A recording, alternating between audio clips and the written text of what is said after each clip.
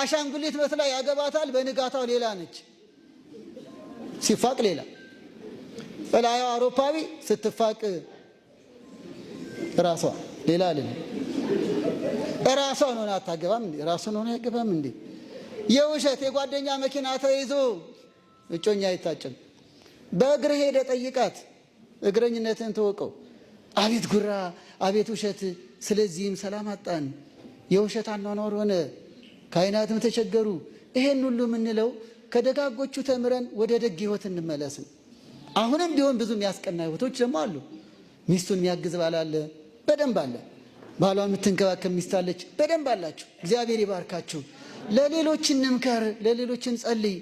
እናንተ ጎበዞች ደካሞችን ምከሩ፣ ኃይለኞች ደካሞችን ተሸከሙ እንዳለ ሁሉ ሳንወቅስ ሳናገል ወደ ካህናት አምጣቸው፣ ካህናትንም ወደ እነሱ ቤት ውሰዷቸው።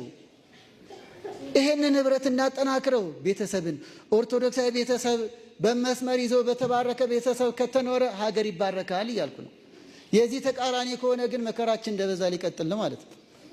ስለዚህ ቤተሰብ ጸሎት እናድርግ፣ ባልና ሚስት ተስማሙና ይሄን ለማጠቃለል አንስቸው ነው።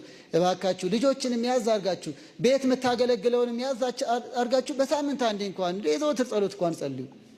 ይከብዳል እንዴ? እስቲ ለመሞከር እሺ በሉ በልባችሁ። እሺ እግዚአብሔር እሺ ይበላችሁ። በቃ በሳምንት አንዴ። እንደው ከአቅም በላይ ነው የሥራችን ጠባይ መችም ካላችሁ ንስሐ አባቶቻችሁን አማክሩና እንደው በወር አንዴም ይሁን፣ ግን ይለመዳል። ለምሳሌ የእመቤታችን ዕለት ከዚህ መርሃ ግብር ስትወጡ የእመቤታችን ወርሃዊ ዕለት መቼም አትለዩላችሁ፣ አጥቢያችሁ ናት። ማታ ገባ ብሎ ደግሞ ሻማ አብርቶ ዳቦ ነገር አዘጋጅቶ እንዲህ የትንሿ ዳቦም ትሁን ችግር የለም የዘወትር ጸሎት አድርሶ አባወራው ባርኮ ጸሎት አድርጎ መተኛት በቃ። ያ ሲለመድ ደግሞ በሳምንት ይሆናል። ቅዱሳንንም ዘክሩ፣ በውሃም ዘክሩ።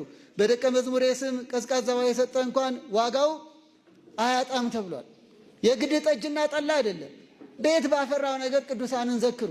ወይ በተጋባችሁበት ዕለት፣ ወይ በስጋው ደሙ በበቃችሁበት ዕለት፣ ወይ ከካህኑ ጋር በተለየ ምስጢር ያላችሁ ጻድቅና ቅዱስ በቤታችሁ ቃል ኪዳናቸው እየተተገበረ ያለውን ወይ መልአኩ ወይ እመቤታችን ወይ ጻድቃን ሰማዕታት ይሆናሉ። ዘክሩ፣ መታሰቢያ አድርጉ። ቤት ይባረካል፣ ትውልድ ይባረካል። ያ የዘከራችሁት የቅዱሱ እናንተን የተቀበለ እኔን ተቀበለ እንዳልሆነ ከዚያ ደግሞ ካህናትን እናንተም ወደ ካህናት ነው። ካህናትን ስትጠሩ ማጠቃለያ ላይ ግን ካህናትን ስትጠሩ ተዘጋጅታችሁ ጥሩ፣ ተሰባስባችሁ ጥሩ። ካህናት ለጸሎት የሚመጡት ለመባረክ ነው። ለመባረክ ሲሆን ደግሞ እኛን ነው የሚባረኩት። ቤት ውስጥ ያለ ነው። ብዙ ትዝብት ስላለን ነው የምነግራቸው። ካህናቱ ቤታችን ይመጣሉ፣ እኛ ግን አንኖርም።